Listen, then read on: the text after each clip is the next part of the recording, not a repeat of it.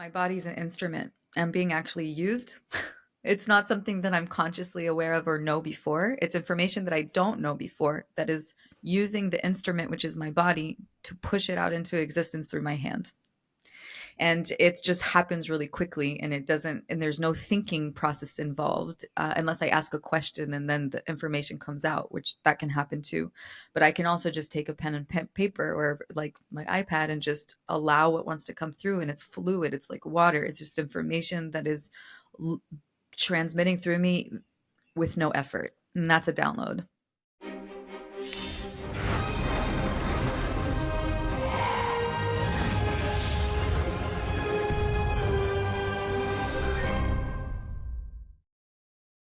Welcome to Far Out with Faust, everybody. I am Faust Chicho, and today I am delighted and excited to be once again joined by my friend, May Levy. May was one of the OGs on my podcast way back, and we had an incredible conversation, and I'm so excited to do it again. Let me give you a little background on my incredible friend. She was born in Houston, Texas, and she moved to Israel when she was 9 years old. Her career in the arts began after leaving the military and Israel at the age of 20. From 2006 to 2011, she traveled to 25 countries and captured the movements of the world with her camera. Her eye as a photo documentarian is jaw-dropping, I can attest. She's a gifted digital artist, a channel and intuitive healer now, operating out of Thailand, and that's where she's beaming in from. May's passion to contribute to the world has always been her inspiration. Discovering and exploring ancient practices and the application of merging energy through the material world has been the compass for her incredible body of work as an entrepreneur, an artist, and a healer. And I am very proud to say that her beautiful artwork adorns my walls, not just in my house here in Georgia, where I now live, but also in my parents' house in Florida and my house in Pennsylvania, where I was raised. So I'm a big fan as well as a friend of May. So I'm very excited to reintroduce her to my audience, which has grown exponentially since we last spoke. So welcome, May. Thank you for beaming in. Yeah, I'm so happy to be here. Thank you again for decorating your home and your family's home with my art. I'm very honored.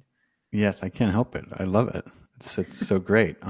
We're gonna show everyone what I'm talking about and some of the work that I've done. But so, God, it's been a while since we spoke. I mean, we've had conversations, but since we had a lengthy conversation like this, for the record, so much has changed. And of course, like everything, the more things change, the more art tends to, present itself. So but first let's give my audience a little more of a, because most of them will be meeting you for the first time. And so if you want to give them a little more background as to how you got to Thailand and how because you went from Bali to Thailand now. And I'm like, wow, there's no chance of ever hanging out with May as long as she's on the opposite side of the world. When I left the States and I flew to Bali, it took I think with connecting flights, 30 hours. And I was like, I did not realize how far I was going. And then going to Bali and then you're in a completely different world was like a big shock. I decided it was very impulsive. Well, not really. It took me a year to decide that I wanted to go there without ever being there. It was the calling. But when I got there, I was like, oh, I just made a massive change in my life. It was very, very different. I bet. Very God, you have such courage. And then, but how did you choose before we delve further into your background and your art, what made you choose Thailand? The great massages? I'm trying not to. Well, let's see. I wanted to go back to Asia because there's something here that is very similar to my art. There's these codes in the Asian Eastern part of the world that are identical to the frequency and the information that comes out of my being. And Bali, when I left Bali, I had like the reason I didn't want to go back to that was, again, problems in my stomach. I was like bedridden for like 2 months before I left. I was very, Damn. very sick. So I was like worried to go back there. Um, Even though like I have so many people that I love there, and like I really do miss Bali. That's why I'm like, can I go back? Will it be the same? I have like these thoughts because it really felt like home. Like if I go back, it feels like home. Yeah. And Thailand, I think, is like, I always, when I look for a place to live, I need dance. I need a good community, like a conscious community. And Thailand had all those things. Kopangan has like a big ecstatic dance scene that's really fun. There's lots of Hmm. here I'm advertising Thailand. There's lots of workshops and singing circles and like all these things that I love doing. And between work that I work really hard online, I like to have these outlets to go, Yeah. for my soul. So those are the things that I typically think about when I move to somewhere where what I need is ecstatic dance. I need singing circles. I need like good people, and I need good food. And Thailand has good food. The food here is amazing, amazing. Yes. Um, I like it more than the food in Bali. Sorry, Bali. Bali is great, but Bali's I not do listening. like, Don't worry. but I do love the food here much more. So, May, give my listeners a little more idea about, um, the incredible experience you had. You don't have to go too much into it. I know that it's a hefty story, but just about the experience you had and how you went from kind of being this incredible photographer to creating your own artwork and allowing allowing this incredible energy to come through you and into this work that is of your own soul and creation. Okay. Well, I was doing photography for around 5 years, doing art shows around the States. And in 2017, I went through a very personal experience that brought me to meditation. And on week 3 of meditating, I had a sensation in my third eye that was separate than me. It felt like something separate than me. It wasn't like something within, well, it was within me, but it felt like something was inside of me, and it stimulated my third eye, and then it voluntarily moved my body. And that was my initial spontaneous Kundalini awakening.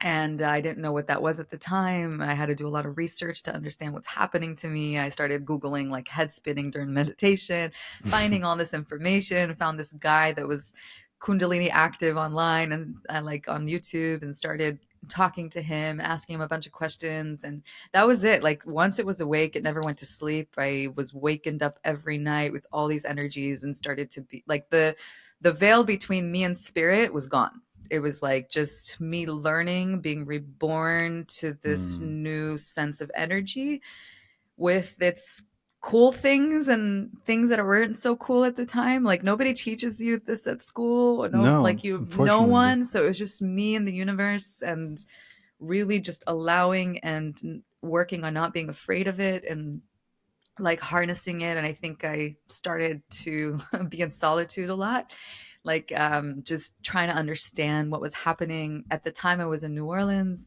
and I think it was like a month before Mardi Gras, and then I decided, like, I remember seeing Mardi Gras from a new set of eyes, and I'm like, I think I'm leaving to California. I felt like there was a calling to California, and it was perfect because California, being in the mountains, I was in Nevada City, it was a perfect place for me to Mm. ground into this energy. There's a beautiful community there, and a lot of high octave beings, and lots of people that are really doing some powerful work. And I had suddenly like a really resonant language with people there. Hmm. Um, yeah, and it was this awakening had stages too, like the different things that I could do, that I experienced in the first 2 years. I think it was like letting go of a lot of energy and learning to scan chakras, what, and then like being shown what chakras are. And after like a year or two of a lot of release, it was information through my hands. I could put my hands on someone and know how to bring their chakras and their body back into alignment. Then my voice, and the voice was like overtone singing. And after that, it was light language. And after that, it was writing, which the gift is called automatic writing. And that's how all these drawings come out. mudras, singing, Mudra. yoga, all these things started to just, I know how to do it. It's like the Matrix, you watch the I Matrix, know Kung Fu. you can download, how they download information. That's how I feel. Like suddenly I know how to do something without knowing how I know. And I just do it like an instinct. And yoga is like the best part of it. Cause like I could never went to classes and I just know how to yoga it out. Like, how long have you Yeah. been doing yoga? 1 month now. No, It's that's incredible though. No, listen, I want to say something before you go any further. Now, do you hear, everyone, do you hear that? All she did was start to meditate, and 3 weeks later, a profound experience happened to her. Okay. So everyone who's listening, who has been procrastinating for years now, putting off this meditation thing, waiting for the right time, waiting to find time, waiting to make time, you are always able and capable to create time to meditate. Even if you only do 10 minutes a day, if you start to let your mind settle, things are going to happen for you. Things are going to become clear in ways they weren't before. It just takes a little bit of practice and a little bit of diligence. That's all I wanted to say, May. Thank you. I'm sorry. Keep going. I just wanted to take that opportunity to remind everyone. Yeah. No, it's with good intention. There's something in this journey that definitely taught me, and I think before my awakening, there was a lot of that external stimulation, like everything. It's just like work and relationships and men and dating and food and parties and so many stimulation, and I never really went inwards. It started about a year before. I went to a 1 month transformation cycle in Costa Rica. There was like this retreat, and I did see a lot of like repeating numbers for years before that. So my awakening was gradually happening. Like the numbers are insane. The synchronicities of numbers are insane. From 2012 I've been seeing them. So I was on the journey, but without really understanding what the journey was, just like going deeper. And that retreat that I went to was the first time I ever heard the word Kundalini. And there was all kinds of practices to learn Kundalini. And I didn't know what Kundalini was. Like just people just say, oh, it's Kundalini meditation or it's Kundalini yoga. Like, okay, cool, whatever. And then like when I actually woke it up and stimulated it, and it felt like this genie in my body, or this like energy that has its own intelligence. I was like, what did I just do? Like, how did this happen? And why doesn't anybody talk about it? Why don't they say in Kundalini yoga that this practice is supposed to awaken your Kundalini? I don't know if people even know. They don't. I don't, They don't. But the difference between talking about Kundalini or even reading about Kundalini is like the difference between talking about sex and experiencing sex. And I mean like great sex. You know what I mean? It's true. You'll never understand until you have this awakening. There's some people that ask me or tell me, I think I had my Kundalini awakening. I'm like, if you think you definitely didn't have it, because there's no thinking, you'll know. Yeah. There's no doubt in mind when it's awake, because it's just so alive, and it has its own movement, and it actually can move your body and do all these things. And it's such a loving energy. I want to share a thing that I'm experiencing in the past few years. I had two injuries in my legs. One was when I was 18 in the military. I fell and I broke my leg, which I was very happy about because I got time off the military. I was like, yeah, I broke my leg. It was great. And the second time in Bolivia, I broke my leg really bad on the left side, and I have pins and like Jesus. I have like this rod, big rod, metal rod. What'd you do, man? And pins. I was trekking in the jungle. Mind you, I broke a mirror before I went to the jungle. I was like, I knew it was like a bad idea, but I went anyways. I didn't feel good about going, but it was 2 days in Madidi jungles, which was like really out there.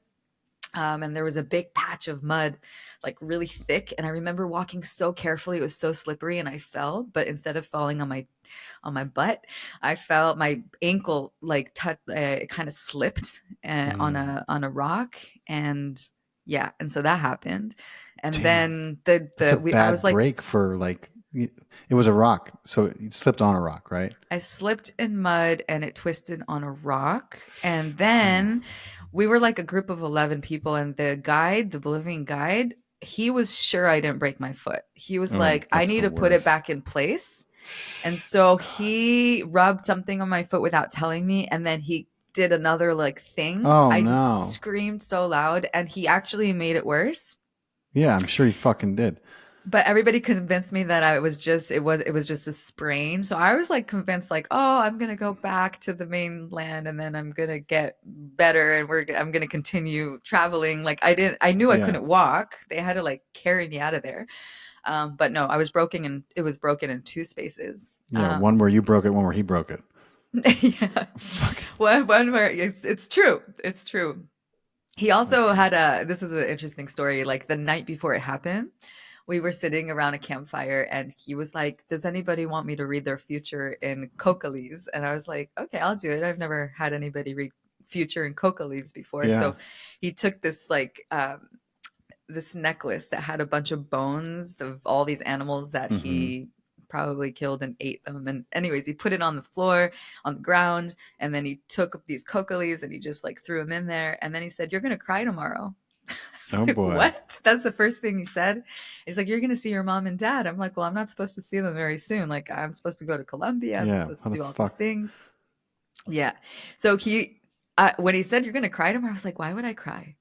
And he said that I was going to see my parents very soon. So this was like an experience that was very strange.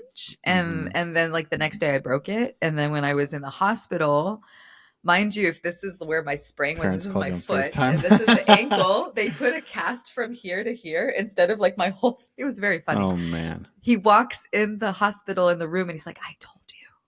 And I was like, okay, great. I wouldn't have been crying so bad if you hadn't have fucking broke it worse.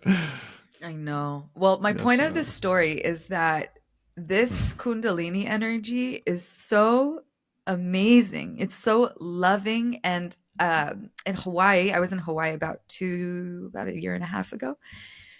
This energy works on my body at night. It works on my body even when I'm awake and doing something online. It will be pressing, it will use my body without me noticing to press on a pressure point. And then I'm noticing that it starts to hurt and that it's working on me as I'm using my own body to work on me, but I'm not consciously doing it. Hmm. And then noticing, oh, I'm actually being like fixed right now. And it was working on my legs for since Hawaii. It started really working on my broken leg first, the one that I have, the recent, not the one when Mm-hmm. I was 18, but this recent one in Bolivia, and pressing in places that hurt so much. And I'm like, damn it, like, why are you doing this? This is so bad. This is so intense. Like pressing on a point for like 5 minutes until I felt like my foot was gonna pop off. And like how Mm. accurate these points are to and like just, and it's so loving because after like I think in Bali it completed this left leg that Mm-hmm. it's been working on it for days and nights and days and nights, and then suddenly in Bali I could do like a balanced left leg lift, Wow. which I couldn't do before. And now in Thailand, it's been working on my right foot, even older. It's like now the older, it's been fixing and aligning my body. And dude, it is painful. And I almost like, don't Yeah. stop doing this. But now I can do things in yoga that I couldn't do before. And it's almost like I had this other day where I was sitting in my yoga mat and I could finally do something. And I just started crying. And I'm just like, oh my God, I feel so loved. I feel so loved Mm. and so grateful to be looked at and loved so much by the divine. And Mm-hmm. You I gotta these are the trust it. these are the things that makes this journey so magical for me, because I have been through the ringer with my body, Mm-hmm. with these injuries, and seeing my body come back to alignment. And suddenly finally I'm doing things in yoga that everybody does. Right. Before that I wasn't. It was showing me all these things to like balance and to bring balance. Now I'm doing hello to the sun and warrior one, warrior two, but this is after 7 years of being brought back into alignment. So it's Mm. a slow, gradual process, but it's worth every moment. And it's Yeah. just like a reminder that fast is not the way. It's like slow, gradual accomplishments that make everything a lot stronger, like the foundation a lot stronger. It starts within the body and the soul, within our shadow work, and then like being so grounded within our being, within our soul, within our body, that it just makes everything like, okay, I'm ready for life. Like this feels so good. Absolutely. And fast is not the way. You just hit the nail on the head. It's important for people to remember that. It doesn't mean to be daunted by, to start to imagine this Herculean task, but to start little by little, and build and be consistent and present in what you're doing is everything. And that's how you build an unshakable foundation that you can always have, to depend on. But fast will leave you with a house of cards almost every time. I don't know of any shortcuts that truly work in the long run. But so it's just a great point you made. You reminds me of a story, and I've seen this firsthand, at retreats, particularly like Dr. Joe Dispenza's retreats. We do these coherent healings. And so to sum it up, we're we don't put our hands on anyone, but we put our hands over people. And there's like 8 people surrounding one person lying down. And oftentimes the person lying down, because of course, consciousness and this energy is non-local and it's non-linear. And so oftentimes people are really feeling a lot in their bodies before we even walk into the room and like kneel next to them. And then when we get the word and we open our hearts and we channel that energy into their, into their physical body, but we're channeling into the blueprint of them that is perfect, and we're bringing it in alignment with what's going on with them right now, which for whatever reason is in a dissonant state. It's incoherent, but we can create coherence with our hearts. We know that it's measurable, right? And sometimes people have these experiences, and they're kind of like they're on the floor in front of you, but they're flopping around like fish, because there's this incredible energy, and it's like it oftentimes is the Kundalini energy. But it's amazing what happens for the person who's sitting there. Like this one woman said that she never saw the healers. She said what she saw were these 2 like 10-foot beings that were standing in front of her, and one of them had her leg and the other one had her, and apparently this woman has like severe hip problems. And they were speaking to each other. And it's funny, this woman had like a kind of an English accent, and she was telling us what she heard them saying. And she was like watching them. And one of them was like, no, if you just grab her leg like this, I'll show you. And the other one's like, no, but you have to be careful because she needs both legs. And so they had her up, and she's like, that's why my legs were up in the air. And we were like, what?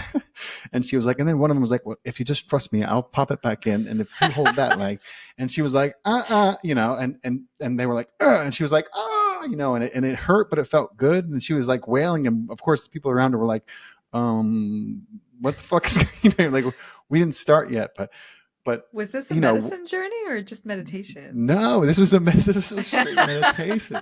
But wow. May, there's so much energy in the room when we do these healings. Like it's palpable. You could cut it. It's incredible. You have like imagine 300 people in an absolute open-hearted state, ready to heal. Been talked into a frenzy, total belief in themselves. And the amount of energy they can output with their heart, and how much change they can create in this beautiful being in front of them. It's a perfect recipe. So like there's so much energy in the room, and this woman tells her story, and people often report seeing these beings, in the room sometimes. I think really? because some That's people amazing. are, clairvoyant in more ways than like I can often feel them, but I'm not clairvoyant. I can't see. I guess what's the word when you can feel them in your body? Clairsentient. Yeah. Because I'm the same. I can't see unless I draw it. I can't see it in my mind's eye. I think I shut it down for some reason, but I'm clairsentient and claircognitive. Like I know things and I feel things. Yeah. And I draw things and then I can see them. Yeah. See, I don't draw things, but I can, I'm clairsentient, and then and then also I get downloads. But I mean, don't get me wrong, during like a plant ceremony, or things become more visual because I think that everything becomes kind of, the gateways are open. But it's just, when I hear you say that, like pushed and prodded, it makes me think of this incredible story. And this woman, her hip problems like evaporated in a half hour, like Wow, that's lifelong amazing. hip problems. And that's like one of countless stories. It's just one of the more wild ones, that reminded me of what you were saying about what's going on with you. It's amazing what we can't see, what's happening, but when you know that things are working out for you, and you can sit with a little bit of discomfort knowing that it's going to be for the best, it's an amazing mindset to have. It I really also pays didn't off. know what was happening. Like the amount of trust that I have with this energy. I'll just give an example. Like about 4 years ago, I had an ear infection. Like there were little things that would happen and I would see immediate healing. I had an ear infection and I put my hand on my ear and channeled light language for 40 minutes. And the next day, my ear infection was gone. I had a rash come out from my lymph nodes under here. Hmm. And I moved the infection with sound, Wow. with the light language. I moved it from my ear to my lymph nodes. And I was like, whoa, I just did that. Like I started being witness to what this language actually does and the sound actually does. And my mom couldn't move her finger for 3 years. And I did 2 sessions on her. And after a month, she had full mobility. And she went to Wow. all kinds of chiropractors and all kinds of like doctors, and nobody could fix it. Um, so I had trust. Like I knew this energy from the beginning was just a loving energy that just wants to fix, but to actually fix things or heal things, sometimes it's painful. Yeah. Um, my experience with my legs, it's been absolutely painful to the things that like to bring it back into place. I would wake up in the morning not noticing that I'm like, I would wake up to pain. Like I was already working me when I wake up and Mm-hmm. like pressing on points. And I'm like, you got to be kidding me. I'm waking up this way right now. Yeah. And like not letting go and not understanding why yet until the yoga was like, oh, I can do this now. I was Yeah. like, this is amazing. It's just trying to get my yoga practice and my meditation practice better. Wow. It's It's amazing. magical. Yeah. And it's just crazy to go from kind of like similar in a way to my experience, and going from like really not knowing what the chakra system was and where mine were, or much about any of it, to kind of being like,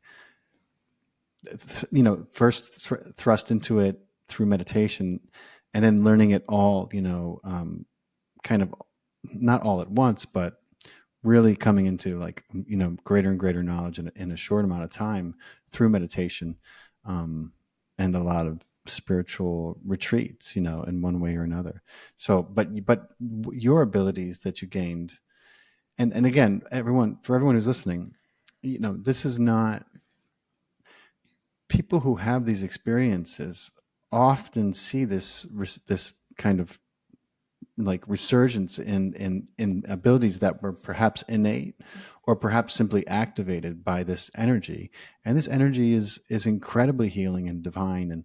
And I am of the firm belief that, we have this intergalactic royal DNA. Okay. And it's loaded with things yet to unfurl, right? But we have this incredible relationship with the cosmos, and we're always getting, activations, and some people are going to be more receptive to them than others. But I believe the human being is really just coming online in a way that maybe it has never before, at least not this iteration of human on this planet. So, May's gifts, it's not as uncommon a side effect for this kind of spiritual experience or Kundalini awakening than you might think. And if you doubt that, all you have to do is do a little Google search, and you'll find a lot of results and people talking and writing about their experience, which is, in many ways parallel to May's. I just wanted to preface this part of the conversation with that, because, I think some people hear it and they're like, huh, that's amazing, but never me. It could never be me, and it's not necessarily true. Mm. Yeah.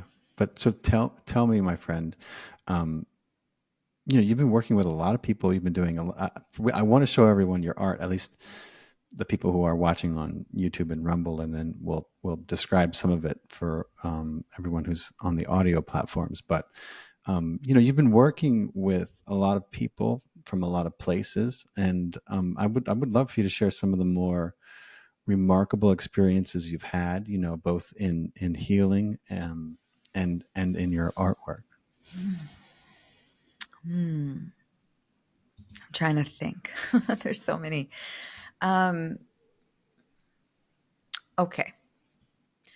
I'll share a intense experience that I had with a friend before I started working with people, that I learned how powerful the sigils, because there's a lot of different kinds of art that come out.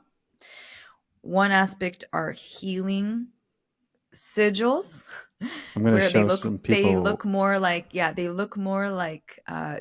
symbols. My guides call them indigo letters, so Mhm. that's what I've been told. Yeah, you can show them. Hello. And I didn't know when I drew them, I just drew them. Like, they just came out, they were channeled, they were coming out in like water. I didn't realize how powerful they were. I was just like, oh, this information is coming out, and Mhm. every time I would scan somebody or work with somebody, I would be guided to give them these codes. But before I worked with people, I didn't know how powerful they were. And so I'll share an intense story. So I also can release spirits from people, where I Mhm. didn't know I could do that until I had my own personal experience one time with myself, with working with the client. I worked with the client, and I did it over the phone, and she started, as I was doing light language, she was starting to kind of like hiss, and I didn't know what that meant. And she Oh was boy, yeah. releasing something very intense, and I felt tingles all over my body. And I didn't know that a spirit was like attaching itself to me because I was synced with her energy. So when I work with someone, right? And when I work with someone, even if it's remotely, I become them. Like, my body becomes the vessel and Mm. their energy as I'm working, unless I draw. And that's something I learned later. But my body syncs with their body. And then if I'm working on their body and I'm not using a tool to work on the tool, their body, or a drawing, I become them. And I started feeling tingles. So my first experience to this was after our session, my throat started hurting. And I Mhm. felt a sense of sensitivity in my throat, like I was going to be sick. And I didn't understand quite yet why. And the next day, I woke up with an inflamed throat, and I asked Creator to heal my throat. And this became a thing where I purged an energy out of my body. I Oh purged whatever I wow. took on from her. I cleared it. And this was my first introduction to the world of the word can be triggering, but entities, like spirits that are Mhm. not from here, or here, but just a different dimension. And I talked to this priestess, and she told me that it attached to my throat because it was weaker than the rest of my body. And this is my weak spot, my throat. I've always had like Mm. throat infections as a child. So so I started to understand what was happening. The next few months, I went to visit my friend in Portland. This is one of the most profound experiences I've ever had. And he wanted me to do sessions on him. And the first session was very beautiful, very chill, beautiful healing session. The second session, I channeled that he has a being that needs to be cleared. And I'm like, oh no, not this again. Like, I don't want to do Mm. this work. It's not fun. It's really not fun. No. So I ended up doing work on him for like 8 hours. I was Damn. channeling 8 hours. I was channeling, not drinking water, not going to the bathroom, just trying to take this thing out of him. And it was so intense. This was like my introduction. Anyways, after I finished, it stayed in my body. Now, I felt it. I felt something off in my energy body, and it was like not feeling good. And I don't know if Mm. this is too much for this show, but we'll see. But No. anyway, that night, I was guided to channel 3 sigils. Mm. And they wrote in English, automatic writing, put the 2 under the bed and 1 near your head, and it will clear in the middle of the night. I was like, okay, whatever. I don't know. Yeah. It's like I was doubting my own stuff. These things are coming out, but I'm not believing. Hmm. From deep sleep, from complete sleep, I woke up and coughed something out.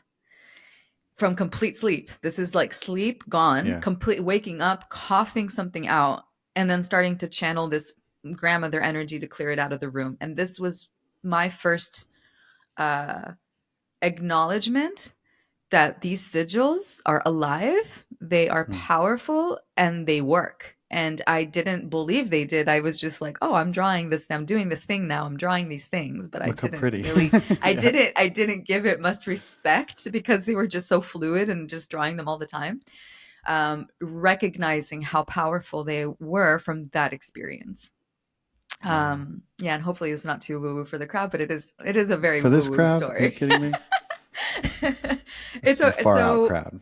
so when I start, so these sigils, in the beginning, when I did this work, like the entity work, I used to use my own body, and then after, like, I would clear it through my own body. It was a very taxing, Yeah. uncomfortable way, but I learned a lot from it. And then after a year, I did a session for a client, not a clearing like that, but just like a regular energy session and remote. And there was this voice that told me, bring a pen and paper. I Hmm. was like, okay. So I brought pen and paper. And as I'm doing healing work on him, suddenly I'm just like drawing and moving the energy out of the paper as opposed to my body. And ripping, if I wanted a clear energy, I would rip the paper and throw it away. Like, and continue. And this guy that's on the session, he's like, I knew I was weird. He says that about himself. And I'm like, what's weird anyway? Ripping papers and like Yeah. moving energy and recognizing, learning what I've been shown is that I just need a tool to put to work on. It doesn't have to be a body, it can be a drawing. And as I was doing these drawings, I was clearing the energy through that and then not moving it through my Oh. own body. And then I was like, wow, okay. So I learned that these entity removals, I can channel a spell or like Yeah. something prior that takes me about an hour and a half, just like the time of a session, to infuse it into one place, which I do it on an iPad now because I don't want to waste paper. So Hmm. I just infuse it inside that image and give them the Mm-hmm. last image, and then they use it under the bed. And so like it gradually clears the bond between that spirit and then the person, because if a spirit is in a person, there's some kind of agreement between them that they're allowed to Right. be there. So I give him like different things to say, like prayers to release the bond, to release the vows and contracts, to clear this thing, and then this this spell gradually releases it, and it's not intense for my body, it's not intense for their body, for the spirit as well. It's just like a gradual, slow experience. Mm-hmm. Plus, entities typically attached to a vice Yeah. or to a trauma or to some kind of experience that the traumatic experience that the person has experienced in their life. So that's like their agreement. Oh, I'm going to feed this trauma. And so during this 90 day, it takes 90 days for this spell to gradually clear it. I also give like instructions on how to heal this trauma and seal, to build a new relationship with that with your body Yeah. and yourself, to so this thing won't come back into the body. Because I've had experiences before this that I had clients want to remove spirits, and then I would remove it and then it would come back because the trauma is not dealt with. Right. So just learning, learning as I go, learning through experience. To think that the gift with working with so many people is that I've learned how to do this and what's needed through experience, just through spirit, through the people, through these drawings, through my intuition. Just it's been a really beautiful, wise, like so much wisdom in it, wise journey. That's amazing. Yeah. Um, you know, it's funny because, as I said, I'm not clairvoyant, but Dr. Joe is, and he will, and he's always very, very reluctant and hesitant to mention this because he knows that people will fucking hear the word entity and the word negative in the same sentence, and some people are going to immediately go into a fear state, and that's the opposite state that's going to help anyone do anything, right? But he often speaks about how he can see when he's watching the workshop, he can see sometimes entities just fly right off people because there's no longer a match. There's no longer a home for them, and so he said when he sees that, he always knows that people are really, really healing and raising their vibration in a way that the old is falling away because there's no longer a place for it.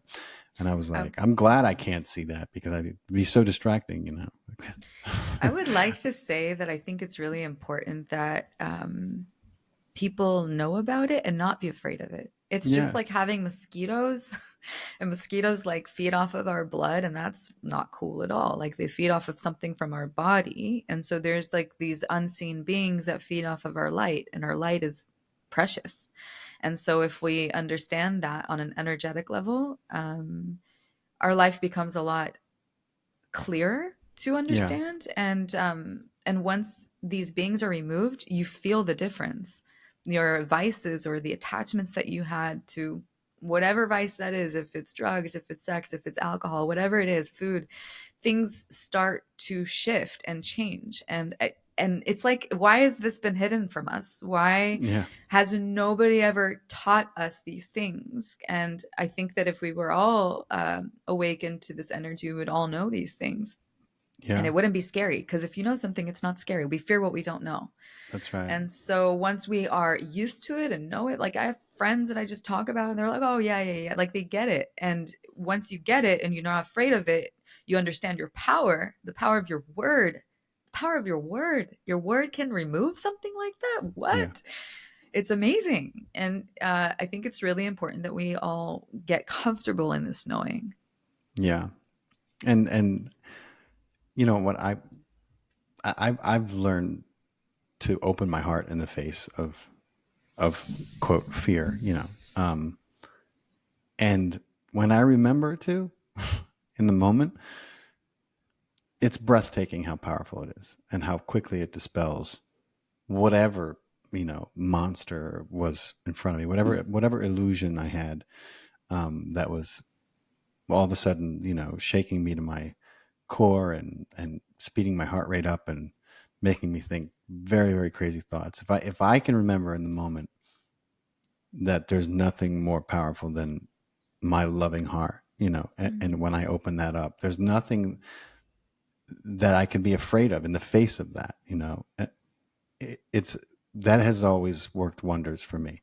The problem and the challenge is remembering to do it in real time, in real life, when you're in a situation where all of a sudden, you find yourself very, very scared for whatever reason. But it's a practice. But you're right. And, some people you can talk about this is very, people are like, yeah, what do you mean? Just go see so-and-so. He's really good with these things. He's like, and he'll tell you, like, most people have at least a few entities attached to them. That's just kind of the way human beings walk around. And I was like, you kind of, you learn more about it, and the kind of religious fear-mongering stereotypes around these things fall away, which is good. And it doesn't hold power over you anymore. Right. Like because if you're afraid of something has power over you. And when you're not afraid of something, like when you release that fear and you become comfortable in that, you like gain your power back and you're like, oh, I'm not afraid of you. Like, go away. It's very simple. It's actually so simple. Like, who are you? I command you out. Go. Like, it doesn't become a force that will control you. And it's more like you gain your power back, and then fear dissolves. Love dissolves anything that is in fear. Acceptance, trust, and love will dissolve all of that. Because it's like a combination of things. Like if you trust yourself, you trust creation, that you're powerful and that you can do anything. And the love and trust and surrender and acceptance. It's all of those things that like, oh, I accept who I am. I accept this. I accept that there's also other beings that are part of creation. Like they're not, what, am I better than them? I don't know. It's just different species. Right. And they have their own thing, and sometimes they just need help to go back to the light too. That's They need right. a little bit of assistance. So just And recognizing that. absolutely. And realizing that there's so much more to this world than we can perceive with our five senses. There is, there was, there always will be. You know what I'm saying? Like people, human beings, we get so caught in this incredible illusion that is our reality, our physical reality. And you know, it's not often that we stop and think, hey, Mhm. there are beings that have lived on this planet long before we have, are still living on this planet, and will be living on this planet probably long after we're gone. And those beings aren't even in three-dimensional reality, you know. And I Mhm. think that a lot of our lore and our, you know, what the things that permeate our consciousness that have no, I mean, true basis in reality as we understand it, at least at this time, things like dragons and you know, the mythical quote fantasies that come from so many imaginations around the world and are kind of ingrained in our culture. How do you explain that seed? I mean, dragons are this uniform thing, and Mhm. you know, where do they come from? Everybody has an idea about them, but where did they come from? You know, I just think that many of these things, you know, gnomes and the fae and these beings are, you know, I think they were here before us. I think they're still here in many ways. They just don't exist in three-dimensional reality. But I think a lot of people, you know, can attune to them and perceive them. What I love about Bali, it's like walking in a tarot deck, like a mystical tarot deck. It's like a island with 4,000 temples. It's insane. Like I can't even, no matter what I say, if you haven't been there, no matter how much I explain this, until you're there, you just don't get it. Yeah. And they have everything is spirit. Everything is history about spiritual like spiritual knowledge, all Hmm. in their art, and it's all art everywhere. And these little gremlin faces, like these little creatures, are everywhere, like all. And it reminds me of like what it feels like to release an entity or to release an energy that feels like that. It's suddenly like they're in physical form in a statue, and it's like everywhere. And Wow. they really have this one thing I respect about the Balinese people is that they honor both dark and light. They don't fear the darkness. They actually make offerings of flowers of love to the darkness, to Hmm. coexist peace with the light. They even have like I was in this and I hope I'm explaining this correctly. There was a holiday called Nippy, and these big ogo ogos, they call them ogo ogos, these big, like, they look like demons, whatever. They make these big statues, these scary statues of like these beings, and they take them out into the street and they fight with each other. And they say that by in the end of the festival, it's like they also are not allowed to use electricity or Hmm. after this festival, like they have a whole 24 hours of nothingness. And during this time, they say that these ogo ogos, they absorb like negative energies, they absorb it and then they burn them the next day, like to release it. Hmm. But they also do all these offerings for the darkness. And this was the first country or the first place, island, that I'm like, oh my god, they just get it, and it's Yeah. part of the tradition and the culture. And knowing from my set of eyes, I'm like, from what I do, I'm like, oh my god, these people are so awake and they have it written to the T. They have Yeah. it down. I had so many mystical experiences there, but that was one of the holidays that I'm really happy I got to experience, because it gave me an example of how to honor also the darkness in a way that to keep peace and to keep the light, and not Yeah. be afraid of the darkness, as actually working to coexist together. I Yeah. love that. I really want to visit Bali now. I wish it wasn't so far. It's so far. I know it's crazy. I was in Africa last month, and that's far, but Bali is fucking even much farther than that. And Africa is really far, but It's a very special place. Very I'll special go place. one day. I'll go. But you know what I want to ask you about. You know, and it's challenging to. It can be challenging to articulate for some people, but I want to showcase some of your work. I'm going to share my screen so people can see. But I would love for you to take people through some of the, you know, some of the process that you had. and what it was like to to to be this, I guess, medium for this energy and to allow it through. And like, were you artistic before? I mean, besides your photography, which is very artistic, and you have an incredible eye, but like, were you an artist before? Did you have a lot of experience drawing, or was this something that you were moved to do once this, you started to feel inspired? And just kind of like, because people are very curious who have not experienced, or at least aren't aware that they experienced kind of a flow or a channel state, and what that's like for an artist. I have a little bit of experience what it's like, vocally, to allow that, but it's different than artwork. So I would love for you to maybe take people through a little bit through that process if you can, because people are very curious about that, I think, and like downloads. People are like, what the fuck? How do I What's a know if I download? got a download? A And I'm like, well, download is information that feels fluid. yeah. And it's It's transmitted. It's like given to you in a holograph almost, it's like I don't know how to explain it. My experience with it is like, it's input, it's like you write it's in the old data. days. Yeah. We would write a program and it would take us a long time to write it. And you have to get every little colon right. And then when you press enter, all this magic would happen on the screen when you got it right. Right. Well, imagine skipping all the typing part and just getting just getting the enter, just getting the program input into the system. I don't know how else to explain it. And then It's it's all of a sudden, information. something. Yeah. It's the body. My body's an instrument and being actually used. It's not something that I'm consciously aware of or know before. It's information that I don't know before that is using the instrument, which is my body, to push it out into existence through my hand. And it just happens really quickly, and it doesn't, and there's no thinking process involved, unless I ask a question and then the information comes out, which that can happen too. But I can also just take a pen and paper or like my iPad and just allow what wants to come through, and it's fluid. It's like water. It's just information that is transmitting through me with no effort, and that's a download. There's no effort involved. There's no thinking involved. No It's just thinking. happening.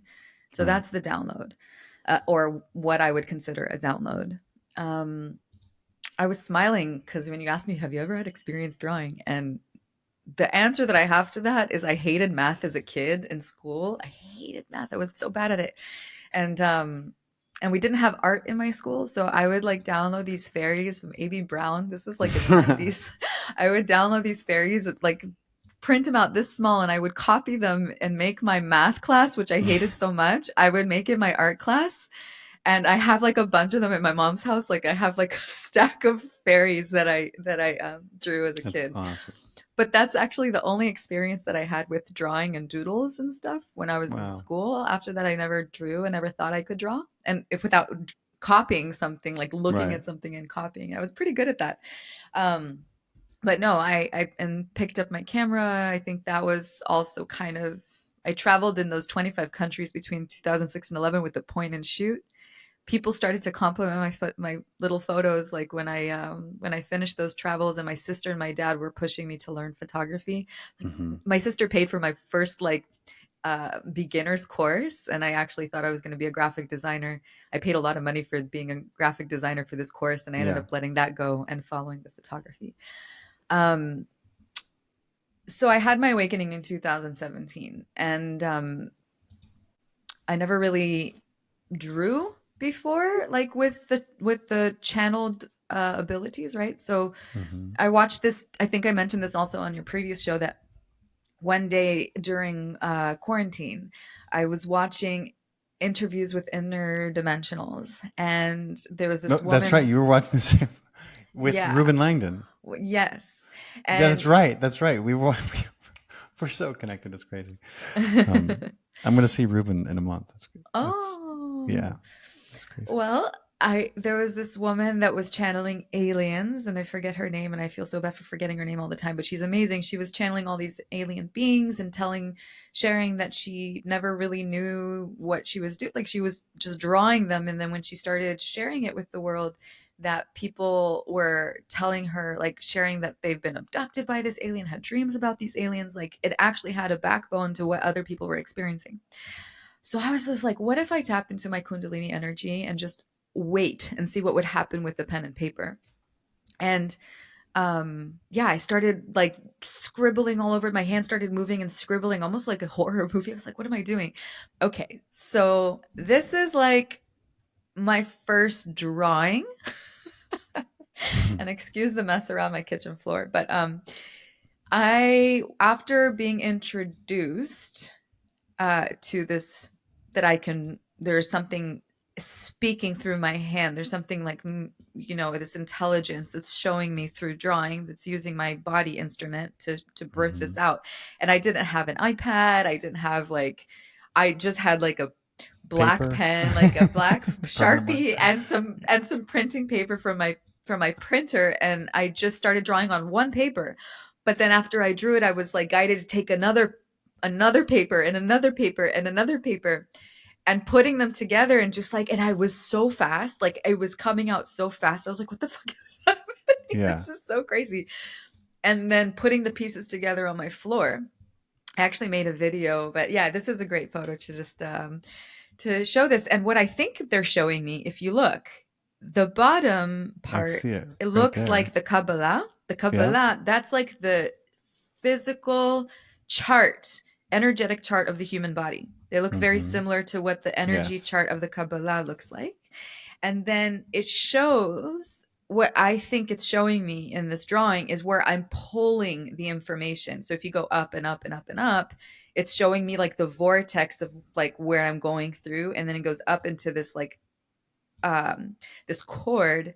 And I don't know if that's like my higher self or like the cosmic star that I'm pulling it from, but that's the fifth dimension. I believe that is the fifth dimension where I'm pulling the information from. And it was just showing me what I'm connecting to. So I've learned that I've reincarnated in different star systems, and it was showing me. And then I started drawing on, this was actually drawings on wood. I started just drawing. In the beginning, it was just on paper and on wood, and I would draw on anything at home.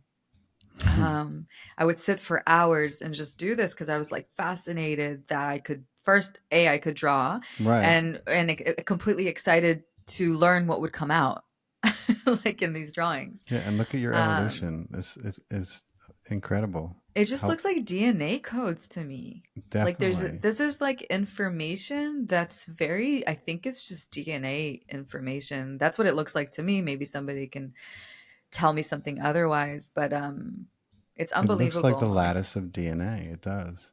Yeah. And it would And always start with these circles like in the middle, and then like in the beginning, these were my drawings. It would look like this a lot. It's evolved with time and changed with time, but a lot of the first drawings were codes that looked like information. this is so great. Yeah. And I've actually never showed this to anybody. Yeah, it's just amazing. Like the dark and the light, right? It shows the coexistence of both. And it's just very interesting. And there's always like the tower, the middle part is always Yeah. leading to the light on the top. Like, also, if you look at Nikola Tesla, I think he also has his transmissions always look like this too. Like Yeah. where the energy transmits, it's always like a hard Yeah, for me to definitely say. this one too. I mean, this looks This like one a looks like Tesla DNA tower. on both sides, and then there's the information. It looks like almost like our spine, right? Like the human Yeah. spine in the middle, and then there's like the enlightenment on the top. This I is all drew this in kinds of 4 elements. hours. This is hand drawn Get on out of here, wood, really? and I drew it in 4 hours.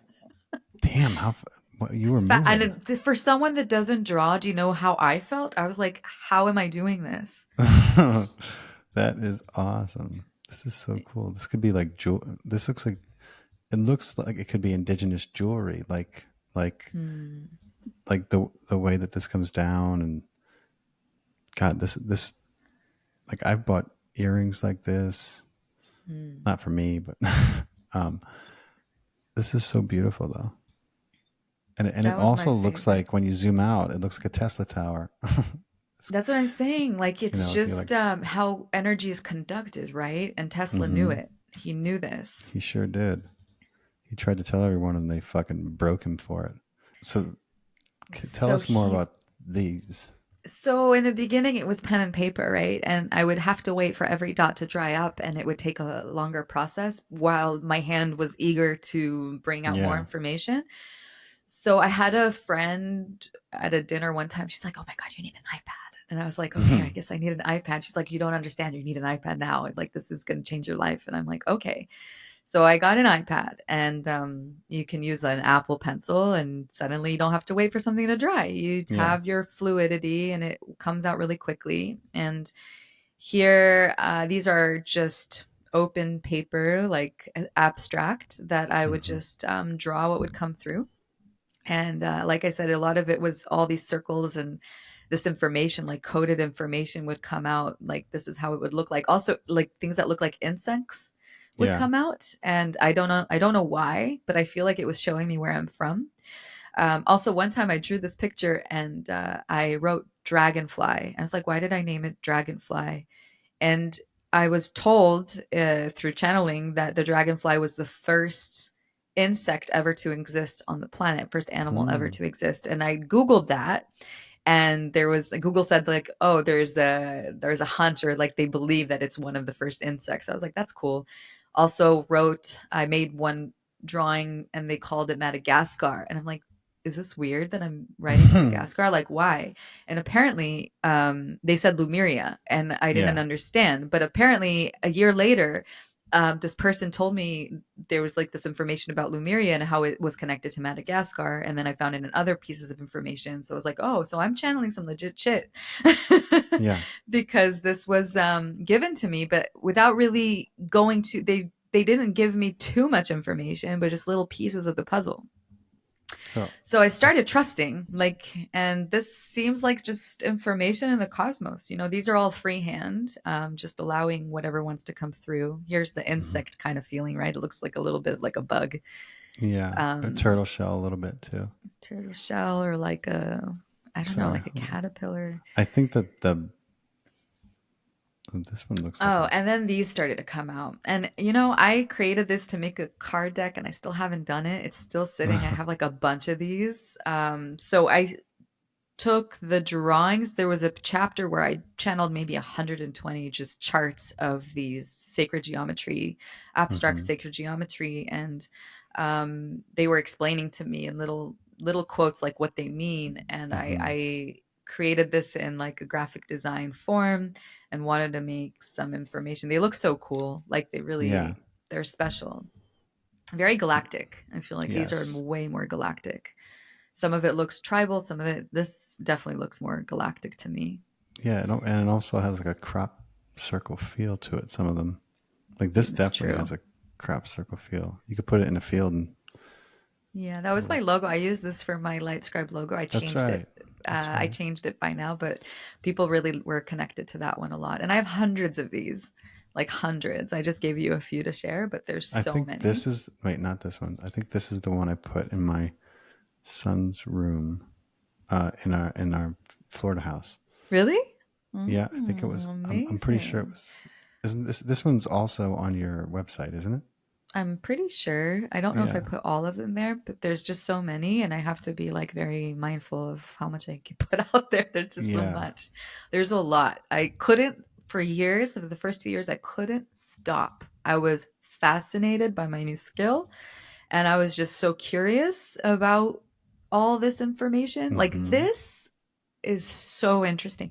Do you see on the left top, there's like this flying saucer? Yeah. It looks like some of the Mayan or Mexican, there's some information that they found in Mexico on rocks, and I feel Yeah. like this looks very similar to that. And Yeah. it just looks like it's, maybe this is the chart for how time travel or Yeah. um, like a portal information. Like I'm not sure, but it's just so cosmic. I love it. I love how this It one. looks like graffiti. It's Yeah, so full. These are some of the ones that it's a I. lot of information. They're like full Yeah, of information. And if you knew me, this is not even like this wouldn't be something from my preference. Like in my head, from yeah. May's like my being, this is not something that I would choose to like draw when it's so crowded and so much information. I just allow. So I feel like I'm like very separate from this So information. this These is were the light first, language. this is the first light language, Yes, I can actual language tell. that came through. Yeah. And it changed with time. Now it looks So like more like Sanskrit. let me tell you about light language.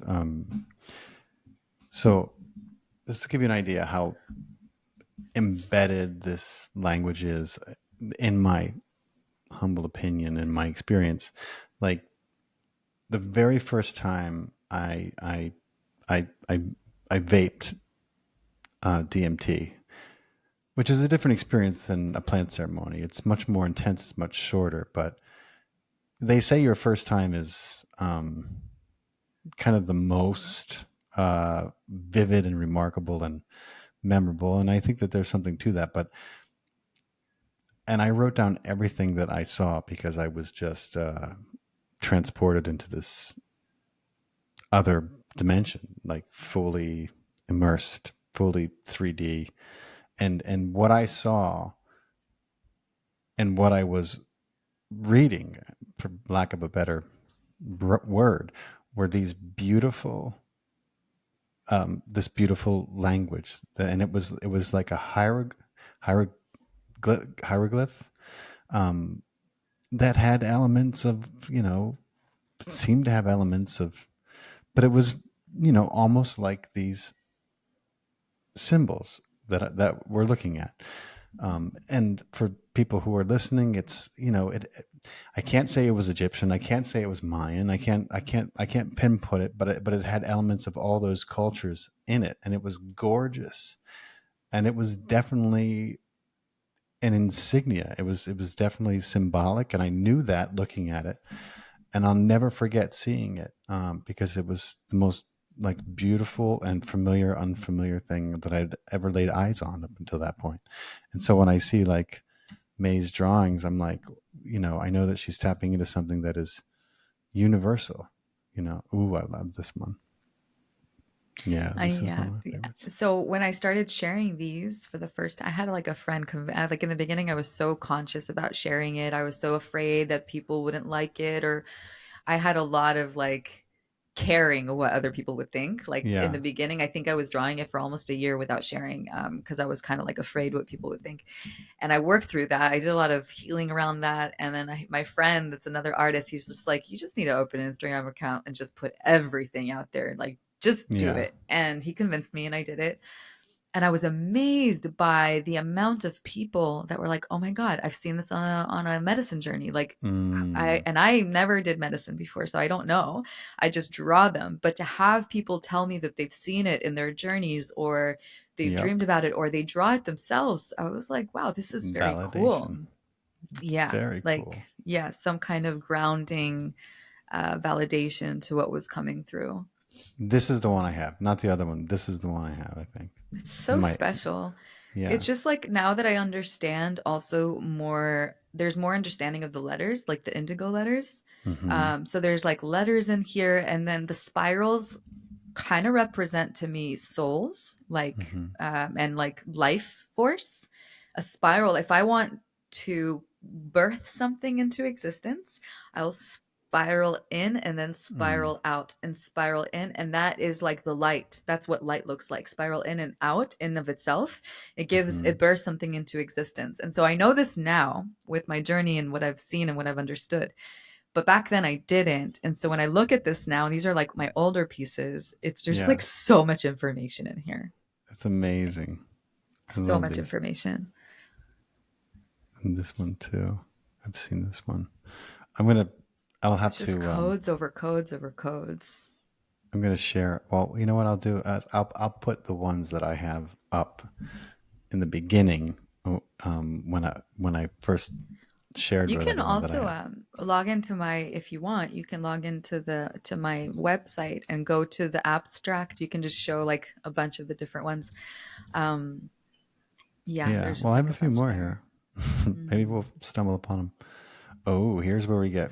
Here's where you get. Okay, so This is. this is the first drawing of a being Look with at a that. face that came through in Hawaii, out of all places. And Hawaii is very powerful, and I felt like a lot of energy there. But when I saw a face, I was like, I looked Wow. outside. I'm like, are you gonna walk in through my door? Because this is a little. I was a little scared. I was like, Yeah, this I'm is the first time sure. I had a It's intense. face to the drawings, and I was like, okay, there's an actual being here.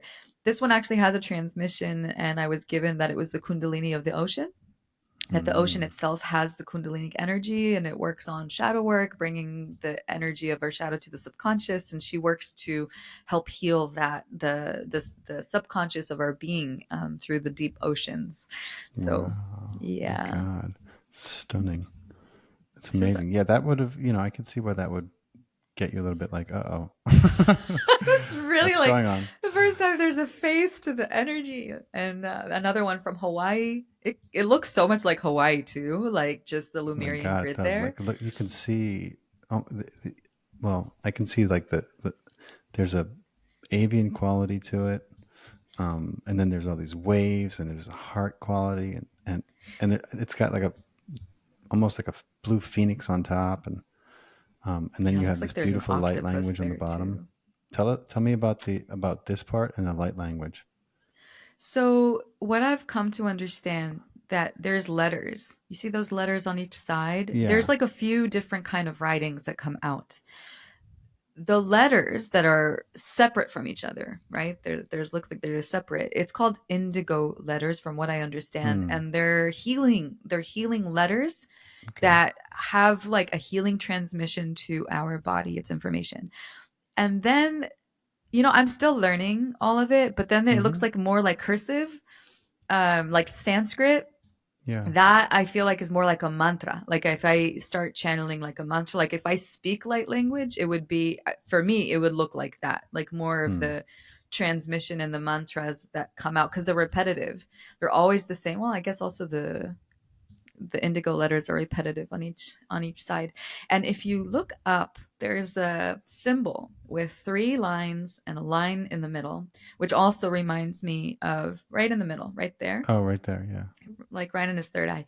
Um, that is in almost every drawing that I have. That's like my symbol. It's like my personal sigil that is linked to me somehow because it Mm-hmm. comes out in every drawing. And I believe that that transmits energy. I think it looks like, just Mm. because I've seen Nikola Tesla's energies, like his how he created his energy transmitters, it looks very similar to that. So Yeah. that's how I understood that this is actually how I directs energy. And if you look at all my artwork, you'd find one almost in every single one. Yeah. And look how it connects Yeah, each they level. And it like moves whatever transmission is happening, it's birthing it, it's moving that energy somewhere, it's directing it somewhere. I love this painting, or not painting, but the drawing, whatever you would call it. I love it. Did I send you a video with the visual Yeah, I'm gonna play it. I'm movement? gonna play it. I think I have It's one more here cool. to look at. Oh, we looked at that one. That's right. Hold on. These are so I cool. also, if for the people that have just learned about my art for the first time, I create visual movements with sound on my Instagram page, Light Scribe Art, Should and we check? Should we listen to yeah, check? I Let's think see. they're very special. Sound of Water is from my recent. This is from my recent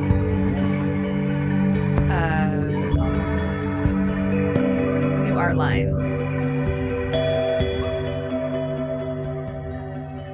If you can you put it on the whole screen? There we go. So I'll read the transmission for what this Hold actually on. means. Let me stop it. Go ahead. Because I couldn't hear you. Oh, okay. So that specific piece is to serve elevate the heart chakra from harmful energy. And the heart chakra embodies codes of divinity and acts as a vessel of love. Emotional traumas like loss, grief, anger, or resentment create an energy portal attracting lower vibrational entities and visitors from other dimensions. And so this will actually help elevate those energies out of the body by using it as a water charger. And what that means is that you would put the art near your water and charge it for 24 hours. It absorbs the code. And then when you drink it, it purifies the body from these energies. So they have like these transmissions. I just created there's 21 new art pieces called, the new line is called The Sound of Water, and they all have transmissions for water. They're very interesting. Did I have this tattoo when we last spoke? I'm not sure. Hold I on. think you said you just got it. You definitely look more inked than you did. The water crystal? Oh, wow. I don't think you had that. That's amazing. Yeah, I got a whole water crystal. Well, my homage to Dr. Emoto and his profound work with water. It's like it's the water crystal for I love you, hope, gratitude, and compassion. But we wanted to make it perfect, so we took this. We made it symmetrical, so we took the best of all four of those crystals, and it ended up looking kind of like a perfect snowflake. Which hey, people are like, hey, that cool snowflake. I'm like, yeah, thank you.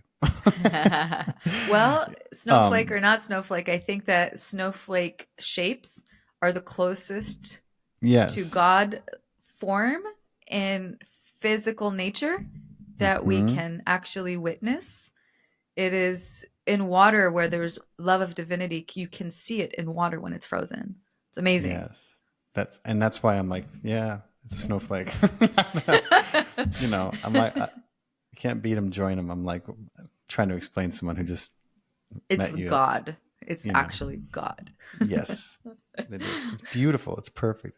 It's awesome. But where was I? I had to. I think there's another one with the second one I think I sent you was to purify the eye retina, the water that we have in our eye, like the retina. There's one that actually, when you look at it and you work with that one, it clears your retina. And I think that's something that we really need during this time. And mind you, like when this information came out, I was blown away. Like I was like, okay, this is really cool. And I haven't proven it yet. This is just information that came out and I trust it. Yeah, that's the one that's supposed to purify eye retinas. Oh, wow. So the movement of this it's similar to like a kaleidoscope, but this kind of movement is also, I think, opens the doors. Like, if you learn to use these kind of movements in a meditation, then you can really start to open the doors to other dimensions. And I've experienced that, and kind of learned how to do that. But this reminds me of that, the way it's moving. It's like a third eye massager. Yeah. But to be honest, this is not actually how, like, the visual is amazing and I do it because it's awesome. But the actual transmission to use them is you use the art itself and you charge water with it, or there's different instructions on how to use it. And they're typically connected to the art itself. And this is just really, I think this is just really healthy for the third eye to open up to just stare at it. Ooh. I love it. How did you get it to move? You found a program that could... There's several different programs that I use to create this. And I hope to evolve it also. Like I'm hoping to take this into another level of coolness with time. There's so much potential. There's so much potential. Yeah. So there's a few programs that I use for this one. Awesome. What else we got going on here? I want to get another tattoo, but I have to finish. Where would you put it? I know, right? I'm running out of space. There's more space right here. I just love that I got basically all my best tattoos in the last 3 years. So they're all so fresh, they're all like brand new. Most people. It looks great. Should say my age. Thank you. So do you. It's wonderful to see you. Let me see. What did I miss here? I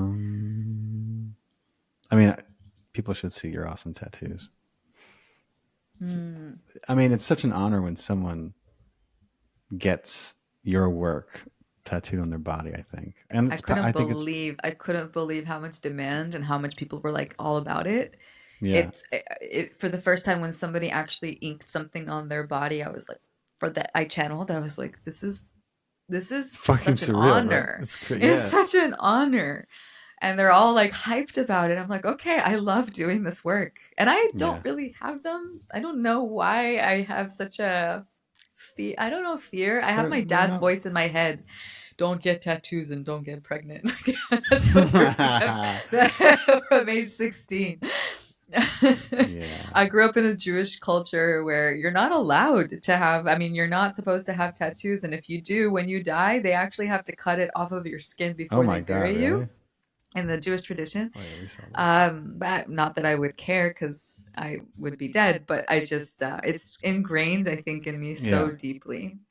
But I Um, have thoughts. I have thoughts of what I would do. I would like my hands. I would like to have all my arms tattooed. And yeah. I have thoughts of it. I just have to be very accurate with what it's going to be.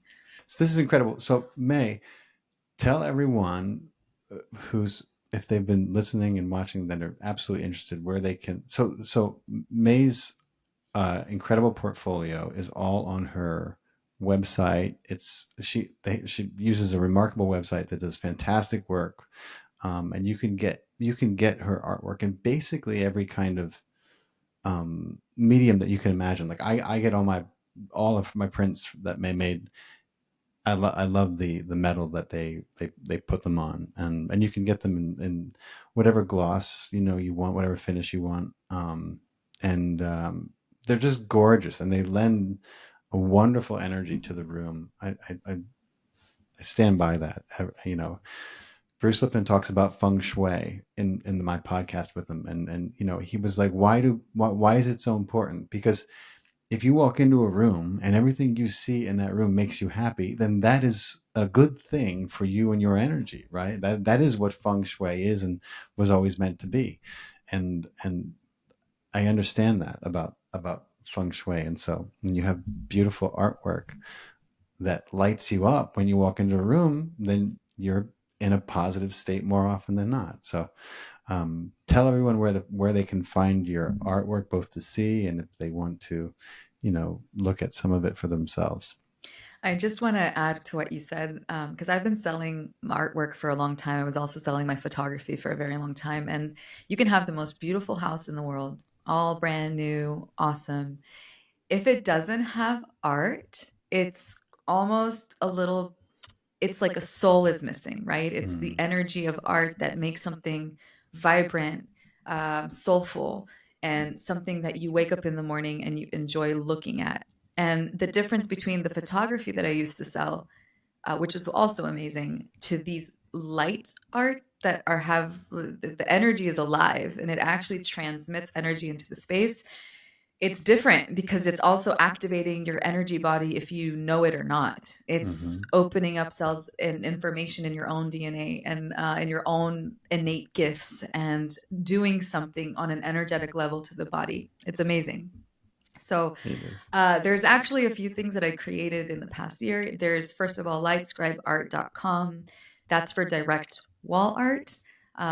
You can print on metal, which is my favorite also. I think it's very vibrant and beautiful and it has a very long lifespan Yes. because it's on metal and the ink is infused into the metal.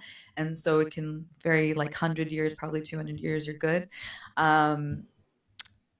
And you can also print on wood and on canvas. I don't think I have Hmm. canvas. I think it's just wood and acrylic and metal and prints. You can print on prints, paper prints. Hmm. And I also created clothing and accessories. And I just created a whole new Oh, website. And nice. yeah, I think I sent it to you. The domain is kind of tricky because I haven't changed the domain because I'm in Thailand and I've been trying to work with Mm. America for this, and it's been kind of hard for me to reach them, but it'll be changed to lightscribeshop.com. Okay. You can find that. I think if you write Light Scribe Shop, you'll find, and you can also post a link here below Yeah, I will. to find it easily. And you can wear these codes on your body, and there's um, hoodies and Nice. t-shirts and yoga wear. And for the water sound of water line, I also created like towels and coasters and cups that you can put the water in the cups, so it'll activate Nice. your water. Yeah, it's so fun. I'm just loving creating them, and I love wearing them, and I love seeing other people wear them too. It's just like wearing live energy clothes. Yeah. So for art, lightscribeart.com. For wearables, lightscribeshop.com. For Instagram and just, picking my brain and seeing what I have going on, it's lightscribeart on Instagram. And for my healing website, where I created a new healing modality called the 42 chakra point, where I scan through 42 points in the body, see where the imbalances are. And then I have meditations that are pre-recorded to bring alignment to each chakra, each point in the body. And that's on deepintuitivehealing.com. And you can find more interviews there, more of my offerings, my activations that I do monthly with some clients. I do like monthly light language activations. Nice. You can find them on all the previous ones I've done on my website. I've done abundance and manifestation, healing the organs I did like a 5-part series to heal organs, releasing lower vibrational energies and emotions from our 78 organs. And what else? And this year I'm going to be working on love and relationships and heart opening. That's all about 2024. I do believe we are entering the new earth in 2025. And that's the year where we want to have our heart wide open to receive. Absolutely. A lot going on. Very much a transition period, but we can only meet it with an open heart, and that will allow for a peaceful transition. So, but May, one of these days when you're back in the States, you have to come and sit with me in real life. Not that this isn't real life, but in person. And then we can do another podcast, but we can also we can do a lot more. I would love for you to do a session on me and like a diagnostic, and would love we can that. we can be able to spice that into a podcast or a vlog, or make a hybrid of the two. So I'll also be able to give you a big giant hug. Yes, my God. Because I've never had the opportunity to do that. Man, I've been waiting to do that since I laid eyes on you. But, no, I'm serious. I love you too. I do love you. It's so great to talk to you. It's great to catch up with you. Have fun in Thailand. Let me know when you are coming back this way, and I'll be in touch with information about this premiere, so you know when it's coming out, and we'll probably cut some clips for our social media and all that. But it's so good to see you and so great to talk to you, and I'm so glad you're doing well. I'm so grateful for everything. Thank you so much for having me again. Thank you, my friend. I'll be in touch soon. Much love to you. Blessings. Thank you. Bye. Bye.